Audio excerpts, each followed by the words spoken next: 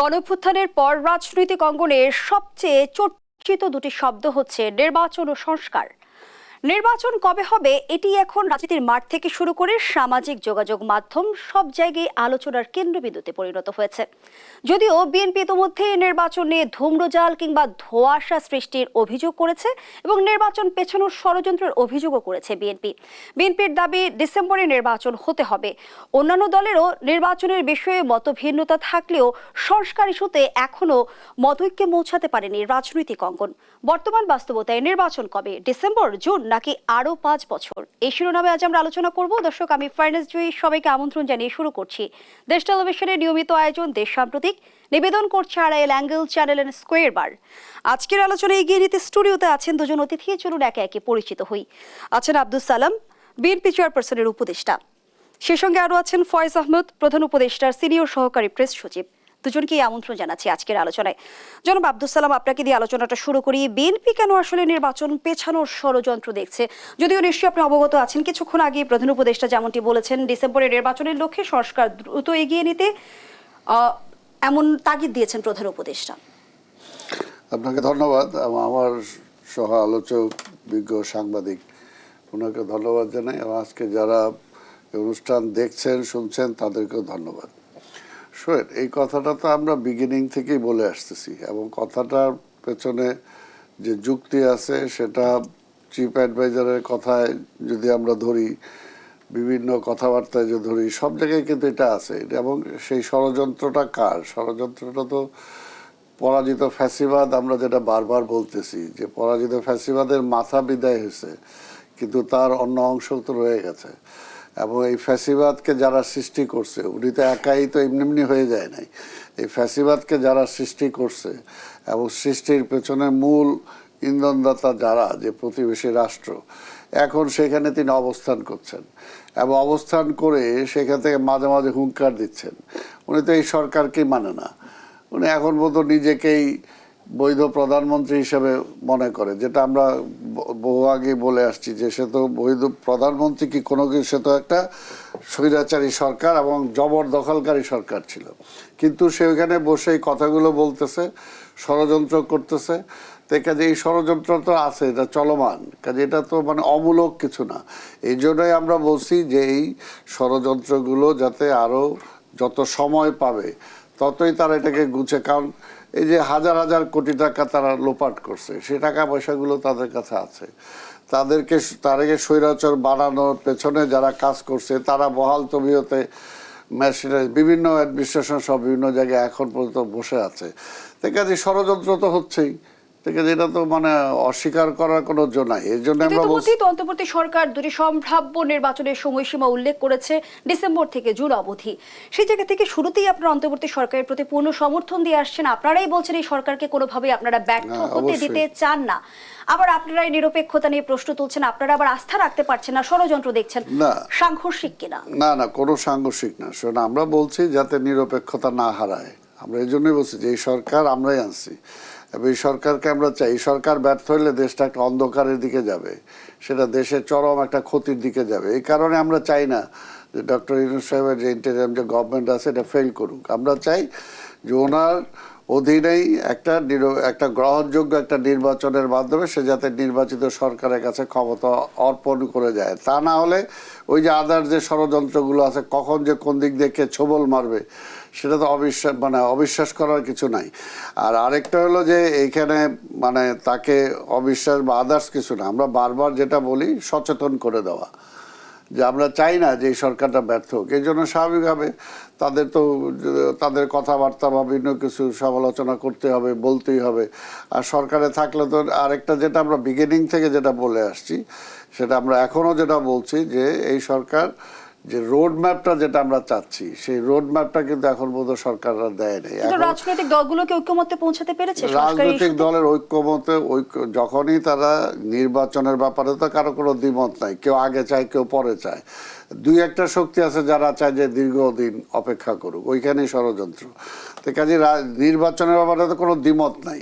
আর নির্বাচন শিডিউল যখন অ্যানাউন্স হয়ে যাবে, সবাই নির্বাচনী ট্রেনে চলে আসবে, তখন আর ছোটোখাটো দ্বিমত। আর একটা কথা কোশ্চেন, আমরা স্বাভাবিক যে আজকে ফ্যাসিবাদরে বিদায় করছি, ফ্যাসিবাদরে বিদায় করার জন্য আমরা একই সাথে বিরোধী দলে ছিলাম, কিন্তু এখন ফ্যাসিবাদ চলে যাওয়ার পরে যখন একটা নির্বাচনের প্রশ্ন আসবে তখন নিজেদের মধ্যে কম্পিটিশনটা থাকবেই, যে আজকে কে কে ক্ষমতায় যাবে, কে বেশি সিট পাবে, কে কাকে মানে রাজনৈতিকভাবে ঘায়েল করে সামনের দিকে এগুতে পারে। কাজে এইটাতে এত মানে হতাশ হওয়ারও কিছু নাই, আবার এত এত আশ্চর্য হওয়ারও কিছু নাই। এই প্রতিযোগিতা তো থাকবেই, তবে এটা কোনোভাবেই যাতে অরাজনৈতিক প্রতিযোগিতাটা না হয় সেটাই কাম্য।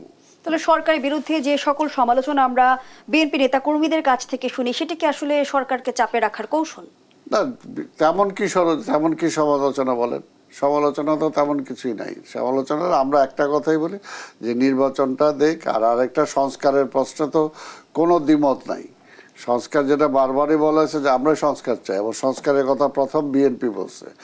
যখন ওই ফ্যাসিবাদ সরকার ক্ষমতায় ছিল সেই সময় আমরা আমাদের নেতা তারেক রহমান 31 দফা সেই সময় দিছে, এবং আমরা মেনে যে আজকে দেশের যে অবস্থা এই ফ্যাসিবাদী সরকার করে গেছে সেটার জন্য সংস্কার অবশ্যই দরকার। এবং যে কারণে আমরা বলছি শুধু সংস্কার না, পরবর্তী পর্যায়ে বিএনপি যদি ক্ষমতায়ও আসে তারপর আমরা বলছি যে আজকে আন্দোলনকারী দলগুলোকে নিয়ে পরবর্তী পর্যায়ে এই দেশটাকে একটা ট্র্যাকে আনতে হলে জাতীয় ঐক্যমতের কোনো বিকল্প নাই। কাজে এরপরে আমরা জাতীয় সরকারের কথাও বলা হয়েছে যে আমরা একই সাথে সরকার গঠন করব।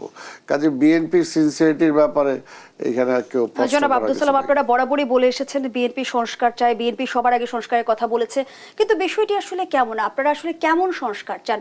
সংস্কারটি আসলে আপনাদের হাত দিয়ে হতে হবে সেরকম সংস্কার? শোনেন, আমার হাত দিয়ে হবে কে না হবে সেটা তো প্রশ্ন। আমরা তো বলছি পরিষ্কার যে এখন নির্বাচনটাকে গ্রহণযোগ্য করার জন্য যতটুকু সংস্কার করা দরকার এটা এই গভর্নমেন্ট করুক, ইন্টেরিয়াম গভর্নমেন্ট যেটা। আর সংস্কার তো একটা ধারাবাহিক প্রসেস, অনেক কিছু আছে যেটা ইচ্ছা করলেও তো আপনার এই কয়েক মাসের মধ্যে সম্ভব না, যেটা হয়তো পরবর্তী পর্যায়ে করতে হবে, তাই না? আর আমরা তো 31 দফার মধ্যে প্রথম 6টা দফাতেই তো আমরা যেটা নিয়ে আসছি যে আজকে মানে সরকার প্রধান যিনি হবে তার দুই টার্মের বেশি কেউ পরপর নির্বাচন করতে পারবে না। তারপরে নির্বাচন যেটা হবে নির্বাচনকালীন একটা মানে ইন্টেরিয়াম গভর্নমেন্ট থাকতে হবে, কেয়ারটেকার গভর্নমেন্ট থাকতে হবে। তো এই জিনিস কিছু কিছু যেটা আছে, তারপরে আজকে প্রধানমন্ত্রী আর রাষ্ট্রপতি বা অন্যান্য অর্গানগুলোর সাথে আজকে ক্ষমতার ভারসাম্যতা নির্ধারণ করতে হবে। তো এই কথাগুলো তো আমরা বলছি, তো এই কথাগুলো বলছি এবং এগুলোকে বাস্তবায়নও করতে হবে।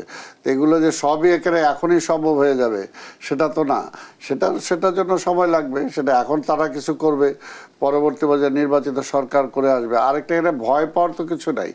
আমি যদি দেখেন 15টা বছর নির্বাচন হয় নাই, মানুষ ভোট দিতে পারে নাই, আপনি যদি নির্বাচনটা কনফার্ম করতে পারেন যে 5 বছর পর পর নির্বাচনটা হবে, নির্বাচনের মাধ্যমে জনগণের ভোটে নির্বাচিত সরকার আসবে, এবং ওই নির্বাচনটা কোনোভাবেই রানিং যে গভর্নমেন্ট বা পলিটিক্যাল গভর্নমেন্ট থাকবে তার অধীনে নির্বাচনটা হবে না, সেটা কেয়ারটেকার গভর্নমেন্টের অধীনে হবে যেটা আগে ছিল। এই দুইটা জিনিস যদি করা যায় তাহলে তো একটা কেউ মানে যে সরকার থাকবে ওই ইচ্ছা করলেও তো তার টেনিউরটা সে বাড়াইতে পারবে না, বা ওখানে তার স্বৈরাচার হওয়ার ইচ্ছা করলেও পারবে না। আরেকটা হলো যে তাকে জনবান্ধব হইতেই হবে, কারণ যেহেতু পিপুলস ভোটে তাকে আবার ইলেক্টেড হয়ে আসতে হবে, ওটা তার দিনের ভোট রাত্রে করার কোনো সুযোগ নাই।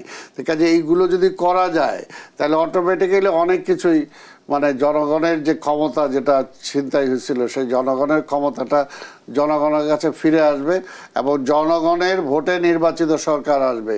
তখন প্রতিবেশী রাষ্ট্র এইখানের ক্ষমতায় কে আসবে এটা ডিসাইড করতে পারবে না।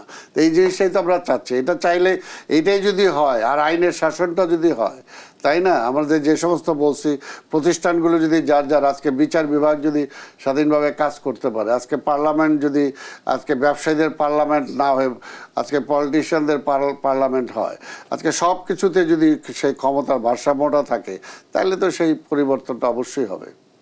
ডিসেম্বরে নির্বাচন না হলে বিএনপি কি আন্দোলনে নামবে? না, আন্দোলন মানে কি? আন্দোলন তো সবসময় একটা আছে। এই যে আজকেও তো আন্দোলন হচ্ছে, আজকে ইসরায়েলের বিরুদ্ধে আজকে আন্দোলনের মধ্যে আজকে সবাই কর্মসূচি পালিত হচ্ছে। আন্দোলন তো শোনেন, একটা মানুষ বেঁচে থাকার জন্য তাকে আন্দোলন করতে হয়, তাকে যদি আমরা যেটা চাই যে এই সরকার ডিসেম্বরের মধ্যে যেহেতু তারা বলছে যে ডিসেম্বর টু জুন, কারণ জুনের মধ্যে কোনোভাবেই সেটা সম্ভব না, জুনের সময় বৃষ্টি বাদল চলে আসে। আমরা চাই ডিসেম্বরের আগেই যদি করে বা বাই ডিসেম্বর যদি করে, তাহলে অবশ্যই সরকার ভালো একটা নির্বাচন করতে পারবে। বর্তমান সময় দ্রুততম সময়ের মধ্যে কি জনগণ নির্বাচন চাইছে জনাব আব্দুল সালাম? না, জনগণ তো 15 বছর ধরে অপেক্ষা করতেছে। আপনারা যেমনটি বলছেন যে জনগণ আসলে ভোট দেবার জন্য মুখিয়ে আছে, তারা দ্রুততম সময়ের মধ্যে নির্বাচন চাইছে। সম্প্রতি নিশ্চয়ই আপনারা অবগত আছেন, স্বরাষ্ট্র উপদেষ্টা যেমনটি বলেন, সাধারণ মানুষ চাই সরকার আরো অন্তত 5 বছর রাষ্ট্র পরিচালনায় থাকুক। জনগণ আসলে কি চায় আর সেটি বিচার করার মানদণ্ড আসলে কি? এই যে কিছু কিছু সরকারে যারা আছে তারা এমন কথা বলে যে এটাকে ডক্টর ইউনূস সাহেব কখনো এই কথাটা বলছেন যে 5 বছর থাকতে চায়। আজকে তো এমব্রাস করে দিচ্ছে সরকারকে বা ডক্টর ইউনূসকে। কেন কেন এই ধরনের কথা বলে? এই সরকার কি 5 বছর থাকার কোনো তাদের কোনো মোটিভ আছে, তাদের ইন্টেনশন আছে? নাই তো, আবার থাকার কথাও না। কারণ 5 বছরের জন্য তো এই সরকারকে আমরা আনি নাই। এই সরকারকে আনাই হয়েছে যে গত 15টা বছর আমরা নির্বাচনের মাধ্যমে সরকার পরিবর্তন হয় নাই। কাজেই আমরা চাই যে এই সরকার ইমিডিয়েট কিছু সংস্কার করে একটা নিরপেক্ষ একটা নির্বাচন অনুষ্ঠান করবে। এই কারণে তো এই সরকারের মূল আশাটাই হলো এই কারণে। কাজে এখানে উনি কি কারণে এটা বললেন, ওনার ব্যক্তিগত খায়েশ আছে কিনা সেটা তো আমি জানি না। ধন্যবাদ জানাচ্ছি জনাব আব্দুল সালাম ফয়েজ আহমদ। নির্বাচন আসলে কবে হবে, ডিসেম্বর জুন নাকি আরো 5 বছর পর? আপনাকে ধন্যবাদ। সালাম ভাই যে কথাগুলি বলছে ঠিকই আছে সব। আপনি মানে অনেক সময় আমরা গণমাধ্যমে বা সোশ্যাল মিডিয়ায় যেভাবে বিএনপিকে উপস্থাপন করা হয় নির্বাচন চাওয়ার ইস্যুতে, এটা তো এক ধরনের দুরভিসন্ধি আছে কিনা এটাও খতিয়ে দেখা দরকার। একই সঙ্গে শেষ যেই আলোচনাটা দিয়ে আপনি সালাম ভাইয়ের বক্তব্য শেষ করলেন, স্বরাষ্ট্র উপদেষ্টা 5 বছর মানুষ দেখতে চায়। আমরা এই জায়গাগুলিতে আমাদের গণমাধ্যমগুলি দায়িত্বশীল গণমাধ্যমের আচরণে ব্যর্থ হয়। গণমাধ্যমের দায়িত্বশীল আচরণে ব্যর্থ হওয়ার মধ্যে দিয়ে একটি দেশের যুদ্ধ লেগে যেতে পারে। আপনি যদি স্বরাষ্ট্র উপদেষ্টার ওই বক্তব্যটা দেখেন, যেমন ধরুন আপনি স্বরাষ্ট্র উপদেষ্টা বলেছেন যে মানুষ চাই সরকার আরও 5 বছর থাকুক, এই কথাটা বলার প্রেক্ষিতে সালাম ভাই তার প্রতিক্রিয়া জানাচ্ছেন। সেখানে প্রতিক্রিয়া জানাতে গিয়ে উনি কিন্তু বলছেন যে ওনার বক্তব্যের মধ্য দিয়ে সরকার বিব্রত হয়, প্রধান উপদেষ্টা তো এরকমটা বলেননি। তার মানে কি, ওনার বক্তব্যটা আপনি যদি পুরোটা শোনেন, উনি আইন শৃঙ্খলা পরিস্থিতি নিয়ে যখন সাংবাদিকদের প্রশ্নের জবাব দিচ্ছিলেন, সে সময় উনি বলছিলেন তাহলে পরিস্থিতি কিছুটা উন্নতি হয়েছে না আইন শৃঙ্খলার? উনি আইন শৃঙ্খলা পরিস্থিতির উন্নতির অবস্থা বুঝে মানুষ তো এখন বলছে যে আপনারা 5 বছর থাকেন, আমরা 5 বছর থাকতে চাই, মানুষ আমাদেরকে বলছে থাকেন, এই যে একটা দাবি। আর মানে আইন শৃঙ্খলা পরিস্থিতির বা সার্বিক অবস্থার উন্নতি হয়েছে সেটার জন্য মানুষের এক ধরনের রিয়াকশন, সেটা বোঝানো কিন্তু দুইটা কমপ্লিটলি ভিন্ন জিনিস। ইভেন আপনাদের টেলিভিশনে যে বক্তব্য প্রচার করেছে, আমরা যদি সেই বক্তব্যটুকুই দেখি বা টেলিভিশনগুলিতে যেভাবে বক্তব্যটা এসেছে সেটাও যদি দেখি, তাহলে আর কিছু লাগে না এটা ওনার বক্তব্যটা বোঝার জন্য। কিন্তু আনফর্চুনেটলি যেটা হয়েছে, শুধুমাত্র মানুষ বলছে আপনারা 5 বছর থাকেন, এই এতটুকু জিনিস প্রচারের মধ্য দিয়ে এক ধরনের ভিন্ন রকম ভুল বার্তা রাজনীতিবিদদের কাছে যায়। রাজনীতিবিদরা কিন্তু আপনার খতিয়ে দেখবে না যে কি হয়েছে, রাজনীতিবিদরা কিন্তু গণমাধ্যমের এই লাইনটুকুকে বিশ্বাস করবে, সেটার আলোকে বক্তব্য যেটা সালাম ভাই দিলেন এখন। তাহলে এইটা এবং মাঠের রাজনীতিতে এটা নিয়ে বক্তব্য হয়েছে। কিন্তু ফয়েজ আহমদ 5 বছরের এই আলোচনাটা তো বেশ কিছুদিন ধরেই চলছে। আমরা এর আগের কথা যদি বলি, সার্জিস আলম একটি ফেসবুক পোস্ট দিয়ে তিনি জানিয়েছিল যে এই সরকারকে, নির্বাচিত সরকারের 5 বছর মেয়াদের প্রধানমন্ত্রী দেখার আকাঙ্ক্ষা তার সারা জীবন থেকে যাবে, এমন একটা পোস্ট তিনি দিয়েছিলেন। এরপরেই কিন্তু এই আলোচনা। আমার প্রশ্ন হচ্ছে সেই জায়গায় যে এই আলোচনাগুলো আপনি যে বক্তব্য বা ব্যাখ্যা উপস্থাপন করলেন, বিএনপি যে অভিযোগ করছে সেই অভিযোগগুলোকে আর উস্কে দেয় কিনা? ওকে, না বিএনপি কোনো অভিযোগ করছে না আসলে ভাবে, যেটা ওই সালাম ভাইও বললো। সার্জিস আলম কে? সার্জিস আলম কি সরকার? সার্জিস আলম তো সরকারের কেউ নয়। এরপরে আমরা দেখেছি আলোচনাটা শুরু হয়েছে। এরপরে নয়, আলোচনা দীর্ঘদিন থেকে সোশ্যাল মিডিয়ার নানান প্ল্যাটফর্মে মানুষ নানানভাবে তাদের প্রতিক্রিয়া জানাচ্ছে, সেটা জানাতেই পারে। সেগুলি নিয়ে সরকারের মধ্যে কোনো উচ্ছ্বাস বা আকাঙ্ক্ষার বিষয় আসে নাই, সরকারের পক্ষ থেকে কিছু বলা হচ্ছে না। যাই হোক, তো মূল বিষয় হচ্ছে যে নির্বাচন কবে অনুষ্ঠিত হবে সেই বিষয়টা আপনার প্রশ্ন। সেটার ক্ষেত্রে আমি আপনাকে বলি, আজকেও জাতীয় মতৈক্য কমিশন যেটি রয়েছে, যেটির চেয়ারম্যান বা প্রধান উপদেষ্টা নিজেই সেই কমিশনের 2 জন গুরুত্বপূর্ণ সদস্যের সঙ্গে তিনি তার যে বাসভবন সেখানে বৈঠক করেছেন। সেই বৈঠকেও মতৈক্য কমিশনকে উনি একটা তাগিদ দিয়েছেন যে সংস্কার কার্যক্রম দ্রুত এগিয়ে শেষ করতে হবে, দ্রুত এগিয়ে নিয়ে যেতে হবে। আগামী ডিসেম্বর থেকে জুনের মধ্যেই যেন নির্বাচন সম্পন্ন করা যায়। সুতরাং সরকারের বিষয়ে নির্বাচন সংক্রান্তে সরকারের যে সর্বোচ্চ অবস্থান থেকে বক্তব্য, এই বক্তব্য শুরু থেকে এখন পর্যন্ত কোনো ধরনের কনফিউশন তৈরি করে না। এর বাইরে যদি আপনি আসেন, কিন্তু জনাব আব্দুল সালাম যেমনটি বলছিল যে বাংলাদেশের পার্সপেক্টিভে আসলে জুনে নির্বাচন সম্ভব না। সম্ভব না মানে কি, বাংলাদেশে আইডিয়ালি জুনে নির্বাচনটা একবার হয়েছিল, বিএনপির আমলে হয়েছিল, কিন্তু আইডিয়ালি জুনে নির্বাচন সে সময় বৃষ্টি বাদল থাকে, তার আগে মার্চে আগামী বছরে রমজান থাকবে। সুতরাং এই ডিসেম্বর থেকে জুনের মধ্যে কিন্তু 7 মাস সময়, আমরা যদি ডিসেম্বর থেকে ধরি জুন পর্যন্ত 7 মাসের মধ্যে জানুয়ারি আছে, ফেব্রুয়ারি আছে, মার্চ আছে, হ্যাঁ, সো এপ্রিল আছে, মে আছে। তো নির্বাচন এখন পর্যন্ত সরকারের অবস্থান নির্বাচন বিষয়ে অত্যন্ত পরিষ্কার, এই সময়ের মধ্যে হবে। এখন আসুন সংস্কার বিষয়ে। সংস্কার বিষয়ে আমি একটি প্রশ্ন রাখতে চাই জনাব ফয়েজ আহমদ, সরকার যদি নির্বাচনের বিষয়ে অবস্থান একেবারে পরিষ্কার রাখে তাহলে যেমনটি বিএনপি দাবি করছে সুস্পষ্ট রোড ম্যাপ দিতে বাধাটা কোথায়? দেখুন, রোড ম্যাপ নিয়ে বিএনপি তো আসলে পলিটিক্যাল অনেক বক্তব্য থাকে, সব বিষয়ে তো আমি বক্তব্য দিব না, তবে এতটুকু আপনাকে বলি, বাংলাদেশের নির্বাচন ব্যবস্থা বলতে আমি যতটুকু বুঝি আমার ক্ষুদ্র জ্ঞানে, নির্বাচনের যে রোড ম্যাপটি বলা হয় সে রোড ম্যাপ আসলে প্রকাশ করে নির্বাচন কমিশন। নির্বাচনের যে শিডিউল বলা হয় সেই শিডিউলটি প্রকাশ করে নির্বাচন কমিশন। সরকারের দিক থেকে তারপরেও এটা একটা ভিন্ন রকম সরকার। রাজনৈতিক দলগুলি রোড ম্যাপ চাইতে পারে। এখন রাজনৈতিক দলগুলি, বিএনপি একটি বৃহৎ রাজনৈতিক দল, বিএনপি একটি গণতান্ত্রিক রাজনৈতিক দল, তারা গণতান্ত্রিক প্রক্রিয়ার মধ্যে রাষ্ট্র ক্ষমতায় যাওয়ার জন্য এক ধরনের আকাঙ্ক্ষা নিয়েই দীর্ঘদিন থেকে রাজপথে আন্দোলন করছে, মানুষের ভোটাধিকার ফিরিয়ে আনার জন্য তারা সংগ্রাম করছে, তারা বুকের রক্ত দিয়েছে। সুতরাং বিএনপির মধ্যে ওই যে নির্বাচন কেন্দ্রিক আকাঙ্ক্ষা, সেটা তো অন্যায় কিছু নয়, সে চাইতেই পারে। বিএনপির জায়গায় আমি আপনি হলেও আমরা চাইতাম যে আরো সুস্পষ্ট। আপনি ডিসেম্বর থেকে জুন বলছেন, একটু মাসটা বলে দেন কোন মাস, এটা একটা পলিটিক্যাল পার্টি চাইতেই পারে। আবার আমরা যদি বলি আমাদের দিক থেকে ডিসেম্বর থেকে জুন, এটাও কিন্তু একটা রোডম্যাপ। এটাও আপনার রোডম্যাপ কেন দরকার হয় একটা রাজনৈতিক দলের? তার নির্বাচনী প্রস্তুতির জন্য দরকার হয়, তার প্রার্থী বাছাইয়ের জন্য দরকার হয়, তার ভোটারদেরকে আকৃষ্ট করার জন্য ঠিক কোন সময়ে ভোট হলে কি বিষয় নিয়ে। বাংলাদেশের ভোটের রাজনীতিতে কিন্তু কোন মাসে নির্বাচন হয় সেটা খুব গুরুত্বপূর্ণ বিষয়। সো এই মাস কেন্দ্রিক ভোটের নির্বাচন ধরে আমরা আওয়ামী লীগকে দীর্ঘ সময় সুনির্দিষ্ট কিছু মাস বেছে নিতে দেখেছি ভোটের জন্য। সুতরাং রাজনৈতিক দলগুলির সে জায়গায় সুবিধা হয়, সে সেটা চাইবেই। তো তার চাওয়ায় আমি কোনো অপরাধ দেখি না, আবার সরকারের এখানে কোনো আমি ধোঁয়াশা তৈরি করছে তাও দেখি না। মূল গন্ডগোলটা কোথায় হয়? পলিটিক্যাল পার্টিগুলি।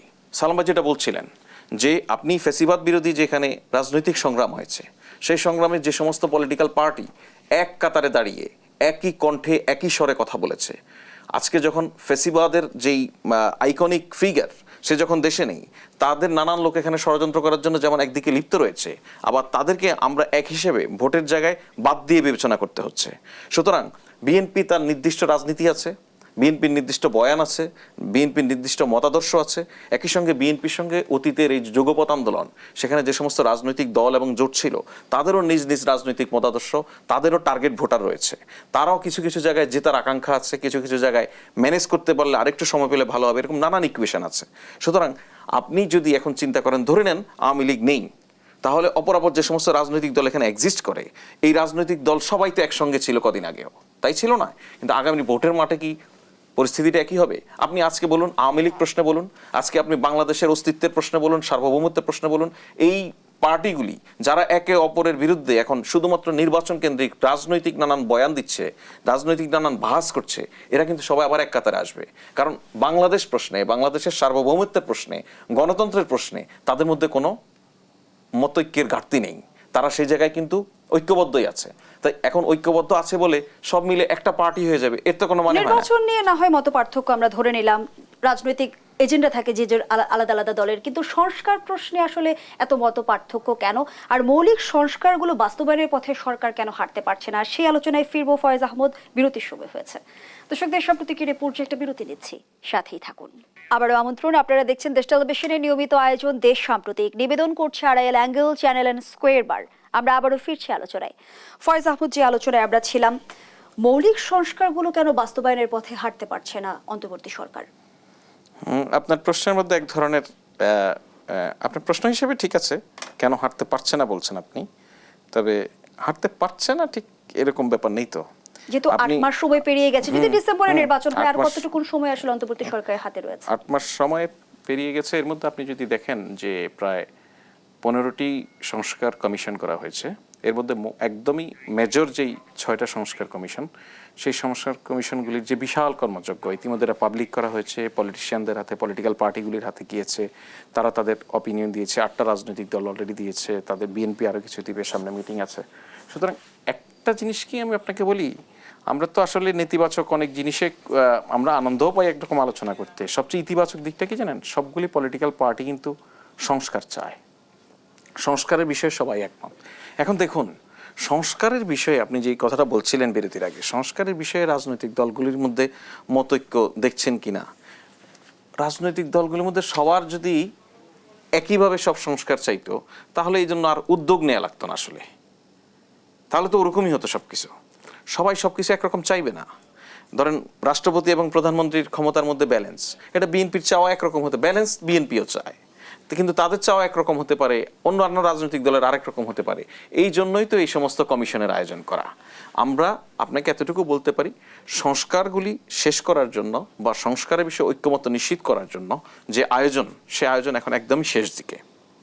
আর এই আয়োজনটা শেষ হয়ে গেলে কোন রাজনৈতিক দল কতটুকু সংস্কার চায়, কোন রাজনৈতিক দল কিভাবে সংস্কারটা চায়, সে বিষয়টা জাতির সামনে চলে আসবে। সুতরাং হয়তো অনেক কিছুতে অনেক ধরনের আপনার টকশোতে ইন্টারেস্ট থাকতে পারে, হয়তো নিউজ পেপারের বা নিউজ বুলেটিনে আপনার ওইভাবে ইন্টারেস্ট নেই, সেজন্য অনেক কিছু দেখা যাচ্ছে না। আপনি চাইলে তো সংস্কার কার্যক্রম কতটুকু হচ্ছে আপনার টেলিভিশনে প্রতিদিনই আপনি একটা করে নিউজ করতে পারেন, প্রত্যেক দিনই এই বিষয়ে অগ্রগতি হয়। কিন্তু আমার প্রশ্নটি যেখানে ছিল ফয়েজ আহমদ, রাজনৈতিক দলগুলোর মাঝে যেসব সংস্কার প্রস্তাবে কোনো দ্বিমত নেই, সেই সংস্কারগুলো আসলে বাস্তবায়ন কেন করা যাচ্ছে না? কেন যাচ্ছে না মানে কি, যেগুলিতে কোনো দ্বিমত নেই সেগুলির বিষয়ে তো ঐক্যমত্য হয়ে এটা আনুষ্ঠানিকভাবে প্রকাশ হতে হবে, সেই সময়টুকু তো দিতে হবে। আর এর বাইরে যদি আমরা আপনাকে বলি, আমাদের যেমন রাজনৈতিক দলগুলির মধ্যে কি দুর্নীতি দমন কমিশনকে শক্তিশালী করতে হবে, এই বিষয়ে কি কোনো দ্বিমত আসার কথা না। সুতরাং সেই জায়গায় যে সংস্কারগুলি দরকার ইতিমধ্যে সব কাজ শুরু হয়ে গেছে। আপনি ধরুন রাজনৈতিক দলগুলির মধ্যে কি এই আলোচনা দীর্ঘদিন ধরে হচ্ছিল যে পাসপোর্ট পাওয়া নাগরিকের অধিকার, সেখানে পুলিশ ভেরিফিকেশনের মতো একটা জিনিস রেখে সেখানে নানান অনিয়ম এবং ঘুষ বাণিজ্যকে এক ধরনের সুযোগ করে রাখা, এটার প্রয়োজন কি? রাজনৈতিক দলগুলির মধ্যে, ইভেন আওয়ামী লীগের মধ্যে এটা নিয়ে কোনো বিরোধ নেই, আওয়ামী লীগ নিজেরাও বারবার বলেছে, কিন্তু যেহেতু পুলিশকে নানানভাবে ব্যবহার করতে হয়েছিল তাদের, তাহলে পুলিশের এই অন্যায্য সুবিধাটা তারা বাতিল করতে চায়নি, সেটা তো ইতিমধ্যে বাতিল হয়ে গেছে। আপনি জুডিশিয়ারিতে দেখুন যে অনেকগুলি সংস্কার ইতিমধ্যে হয়ে গেছে, সংস্কার প্রেক্ষিতে নীতিমালাও হয়ে গেছে সেখানে। সুতরাং সংস্কার যেই জায়গাগুলি সংস্কার করার জন্য আমাদের মোটা দাগে রাজনৈতিক দলগুলির কোনো অনেক কিছুতে নেই, অনেক মানে প্রশাসনিক বিভিন্ন জায়গায় বিভিন্ন বিষয় আছে যেগুলি সংস্কারের জন্য বিএনপি বলুন, জামাত বলুন, এনসিপি বলুন বা অন্যান্য পলিটিক্যাল পার্টি বলুন, তাদের কোনো দ্বিমত নেই, এটা নাগরিক হিসেবে সবাই চায়। কিন্তু বললাম যেটা আওয়ামী লীগও হয়তো চায়, কিন্তু আওয়ামী লীগ বা একটা দানবীয় সরকার যখন সকল কিছুতে একটা অনিয়মের মধ্য দিয়ে সে বসে থাকে, তখন সে নানান অনিয়মকে ইচ্ছে করে জিয়ে রাখে।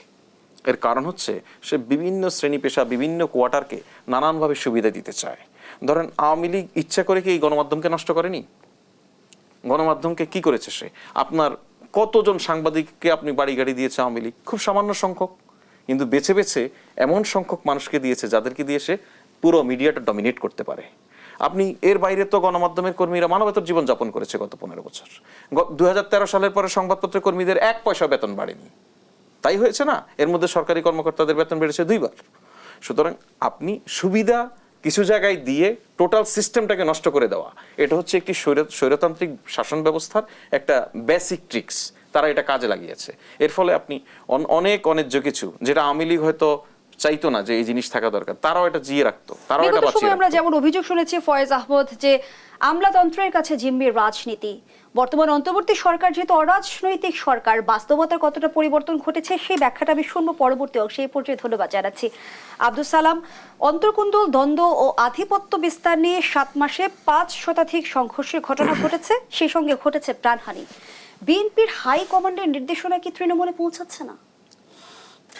এটা আসলে পৌঁছেছে না সেটা কোনো ঠিক না। দেশের আপনার এই যে আইন শৃঙ্খলা বাহিনী থাকে কেন, কোর্ট কাছারি থাকে কেন, এত কিছুর পরেও আপনার একটা পরিবারের মধ্যেও তো একটা ঝগড়া ফ্যাসাদ হতে পারে, একটা এলাকার মধ্যে হতে পারে। কাজেই এটাকে অত বড় করে দেখার কোনো বিষয় নাই, যেটা আমরা খুব একটা বড় করে দেখি। বিষয়টা হলো যে দলের পক্ষ থেকে সেগুলোকে উৎসাহিত করা হচ্ছে কিনা, বা এখন পরবর্তী পর্যায়ে যেটা অনেকে বলতে চান বা চেষ্টা করেন যে বিএনপি এখনো ক্ষমতায় যায় নাই, তারপরে অবস্থা হইতেছে, পরিষ্কার যেটা বলে। তো এটা সবাই তো ফেরেস্তা হয়ে যায় না এই দেশের। আর যেটা আমরা বলতেছি যে বিগত 17টা বছর এই ফ্যাসিবাদ ক্ষমতায় থাকার কারণে বা ক্ষমতায় থাকতে যেটা উনি যেটা বললেন যে এক সাংবাদিকতাদের চরিত্রতা কোথায় নিয়ে গেছে। আমাদের এটা সাংবাদিক না, আজকে সমাজের, আজকে মসজিদের ইমাম পর্যন্ত আজকে কোথায় তার চরিত্র চলে গেছে। আজকে মনে করে যে আইন শৃঙ্খলার প্রতিষ্ঠান পুলিশ, যে সরকার পরিবর্তনের সাথে সাথে সেই পুলিশের প্রধান, ঢাকা শহরের পুলিশের প্রধান, তারাও পালায় যাইতে হয়েছে, তাই না? আজকে কোন প্রতিষ্ঠাটা বাকি আছে? আজকে হাইকোর্টের প্রধান বিচারপতিকে কিভাবে মানে অন্যায়ভাবে তাকে বিতাড়িত করা হয়েছে।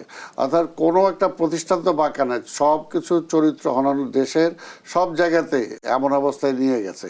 কাজে এটাকে ইচ্ছা করলে যে আপনাকে এখন যখন তখন আপনি এটাকে ফেরত আনতে পারবেন, এটা তো না। এটার জন্য একটা সময় লাগবে। তবে সেই জায়গায় অবশ্যই যে বিএনপি সেগুলোকে প্রশ্রয় দিচ্ছে কিনা সেটা হলো বড় প্রশ্ন, কিন্তু বিএনপি তো সেগুলোকে প্রশ্রয় দিচ্ছে না। বিএনপি তো বলতে সাংগঠনিক ব্যবস্থাও নিচ্ছে, তারপরও আসলে কেন্দ্র কেন তৃণমূলকে নিয়ন্ত্রণ করতে না পারছে না, না? কেন্দ্র নিয়ন্ত্রণ শুনে যে এটাও আরেকটা কথা বলে যে এখন আজকে দেখেন যদি বিএনপি আজকে সরকারে থাকতো তাহলে হয়তো আমাদের আরো নিয়ন্ত্রণ করার সুবিধা হতো, কারণ আমরা ইজিলি তাকে আইনের আওতায় আনতে পারতাম।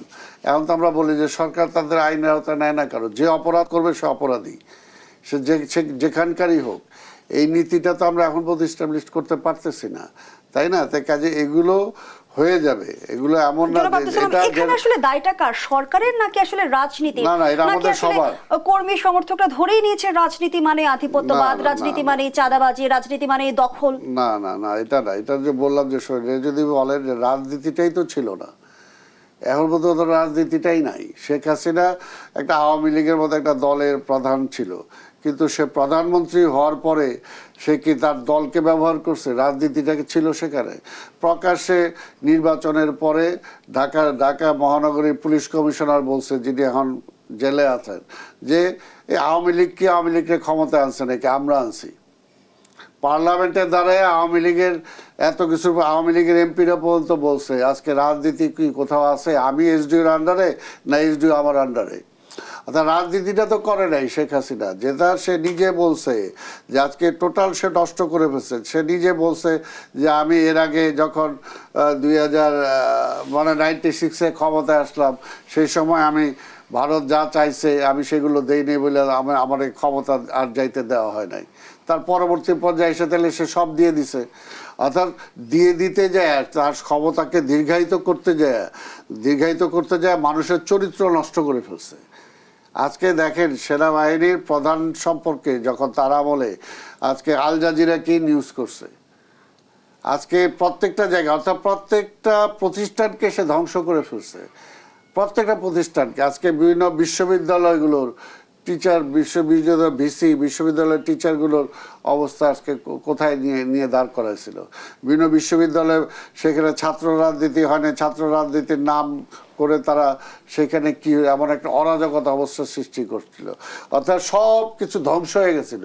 কাজেই ধ্বংসপ্রাপ্ত একটা জায়গাটাকে আবার যদি আপনি ভালো একটা কিছুতে আনতে চান, সেটার জন্য তো সময় লাগবেই, সেটার জন্য সময় লাগবে। আজকে ছাত্র রাজনীতি করা যাবে না। আমরা কি দেখছি আজকে ছাত্ররা অনেক কিছু বলে, কিন্তু এখন পর্যন্ত আমরা দেখছি এই ছাত্ররাই তো বলছে যে আই হেট পলিটিক্স। তারা বলছে পরিষ্কার, তাই না? এখন পর্যন্ত তো ওই যে বুয়েট বলেন বা বিভিন্ন, অর্থাৎ মেধাবী ছাত্ররা, আজকে বুয়েটে কারা যায়? একটা মেধাবী ছাত্রছাত্রী যায়, তাই না? আজকে বিসিএস ক্যাডার কারা হয়? তো মেধাবী ছাত্রছাত্রীরা হয়। তো মেধাবী ছাত্রছাত্রীরা তার চয়েসের মধ্যে কি দেয়? আগে বিশ্ববিদ্যালয়ের ছাত্রছাত্রীরা কখনো ফার্স্ট চয়েস পুলিশ দেয় নাই, কখনো ফার্স্ট চয়েস ওই কি বলে আরেকটা আছে যেটা এখানে টাকা পাওয়া যায়, ওইটা দেয় নাই। বিশ্ববিদ্যালয়ে ভালো ছাত্ররা আগে এই চয়েস দিত না, কারণ জানে যে ওখানে দুর্নীতি আছে। কিন্তু এখন প্রথম চয়েসই দেয় পুলিশ। কিন্তু জনাব আব্দুল সালাম, বিগত সময়ে তো আমরা এও দেখেছি যে গণতান্ত্রিক রাজনৈতিক দলগুলি আসলে স্বৈরাচার হয়ে উঠেছিল।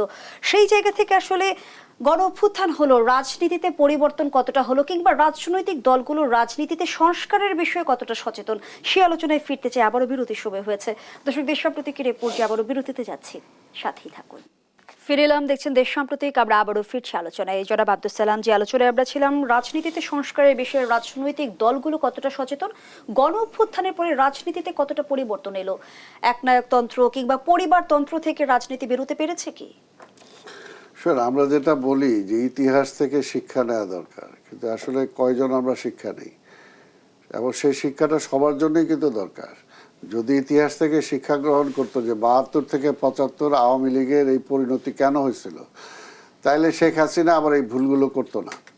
কিন্তু ওই যে ওইটাই যে কেউ শিক্ষা গ্রহণ করে না, তো এই জন্য আর সব কিছু তো স্বাভাবিকভাবে সব জায়গায় দোষ হইতেছে, কিন্তু দৃষ্টিটা তো রাজনীতিবিদদের দিকে, কারণ স্বাভাবিকভাবে রাজনীতিবিদরা দেশ চালাবে, এবং এটা তো কোনো অবস্থাতেই স্বাভাবিক একটা হাইকোর্টের বিচারপতি কখন ঘুষ খাবে এটা তো কেউ আশা করে না, মসজিদের ইমাম দুর্নীতি করবে এটা তো কেউ আশা করে না। তো রাষ্ট্র যে পরিচালনা করবে তাকে সব দিকে খেয়াল রেখেই করতে হবে, যাতে তার দিকে, কারণ মনে করেন রাজনীতিবিদ একটা যে মঞ্চে দেওয়া বক্তৃতা দিতেছে, লক্ষ্যটা চোখ তার দিকে তাকায় আছে। একটা রাজনীতির কিভাবে চলে, তার ভরণ পোষণটা কীভাবে চলে, তার সে কোন গাড়িটাতে চলতেছে, সে তাকাইতেছে কিভাবে, হাসিটা দিতেছে কীভাবে, এটা তো পাবলিক দেখে। তো কাজেই তাদেরকে সচেতন তো থাকতেই হবে। তো সেই কারণে সংস্কারের কথা যদি আসে, শুধু রাজনীতি না, আজকে সব জায়গায় সংস্কার দরকার। আজকে সব জায়গাতেই আজকে সবগুলো ধ্বংস হয়ে গেছে। রাজনীতি দলগুলো বা রাজনৈতিক দলের পরিচালনা সেম ওয়েতে আজকে প্রশাসন বলি, আজকে ব্যুরোক্রেসি বলি, আজকে সাংবাদিক বলি, আজকে কোথায় সংস্কার দরকার নাই, কোথায় সংস্কার দরকার নাই, ব্যবসায়ী বলি, আজকে ব্যবসা, আজকে কালো টাকা, আজকে ব্যাংক থেকে একটা ব্যাংক থেকে ব্যবসায়ীরা টাকার একমাত্র দেশ বাংলাদেশ, যেখান থেকে টাকা নেয়ার পরে টাকা ফেরত দিতে হয় না। পৃথিবীর কোনো দেশ খুঁজে পাওয়া যাবে না। কিন্তু এখানে আপনি যদি ওই 50,000 টাকা, 1 লাখ 5 লাখ টাকা নেন, সেটার জন্য আপনার বাড়ি ক্রোক হয়ে যাবে। কিন্তু আপনি 5,000 কোটি টাকা যদি নিয়ে যান, আপনার কিছুই হবে না। তো এই জন্য এগুলো হলো সংস্কার সব জায়গায় দরকার। সবচেয়ে বড় কথা যে আইনের শাসনটা যদি আমি প্রতিষ্ঠা করতে পারি। শেখ হাসিনাকে কোনো আইন মানছে, কোনো সংবিধান মানছে? কিছুই তো মানে নাই। তো সেই কারণে আপনি আইনের শাসনটা নিয়ে আসেন, আর সবাইরে আপনি হিসাবের মধ্যে আনেন, হিসাবের বাইরে কেউ না। জবাবদিহিতার মধ্যে নিয়ে আসেন, জবাবদিহিতা এখানে নাই। আজকে যে দুর্নীতির কথা বলে, আমি তো সব সময় বলি ভাই, 71-এর আগে কার কি ছিল, 75-এর আগে কার কি ছিল, 90-এর আগে কার কি ছিল, এখন প্রেজেন্টলি আনেন 24-এর আগে কার কি ছিল, তাইলে সব বের হয়ে যায় দুর্নীতি কারা করছে কারা করে না। বিগত সময় আমরা যেমনটা শুনেছি যে আমলাতন্ত্রের কাছে জিম্মির রাজনীতি, অন্তর্বর্তী সরকার সেই অবস্থার কতটা পরিবর্তন ঘটাতে পেরেছে, প্রশাসন থেকে আমলাতন্ত্রে আসলে কতটা পরিবর্তন এসেছে, ছোট্ট করে শুনবো। জি, থ্যাংক ইউ। বুঝতে পারছি আপনার সময়ের শেষ দিকে, আমি খুব লম্বা করব না। আমলাতন্ত্র আমাদের এখানে যেভাবে সবকিছুকে আসলে কলুষিত করে ফেলেছে, আমি বলবো আমলাতন্ত্র এমনভাবে ডোমিনেট করেছে, সবগুলি সিস্টেমের উপরে আমলাতন্ত্র চলে গেছে। আপনি যদি মানে শুধুমাত্র আমাদের অ্যাডমিন ক্যাডারের দিকে তাকান, দেখবেন যে আপনার বুয়েট থেকে ইঞ্জিনিয়াররা গিয়ে অ্যাডমিন ক্যাডার হওয়ার চেষ্টা করছে, মেডিকেল থেকে ডাক্তাররা পাশ করে অ্যাডমিন ক্যাডার হওয়ার চেষ্টা করছে, বিকজ তারা এমন পর্যায়ে নিজেদের অবস্থানটাকে নিয়ে গেছে। আসলে আমরা যদি আওয়ামী লীগের এক কলঙ্কিত রাজনৈতিক ব্যবস্থার মধ্যেও দেখি, সে সময় আওয়ামী লীগের এমপিরা সংসদে এই আমলাতন্ত্রের বিরুদ্ধে কথা বলেছে। আওয়ামী লীগ এক পর্যায়ে ডোমিনেট হয়েছিল আমলাতন্ত্র দিয়ে।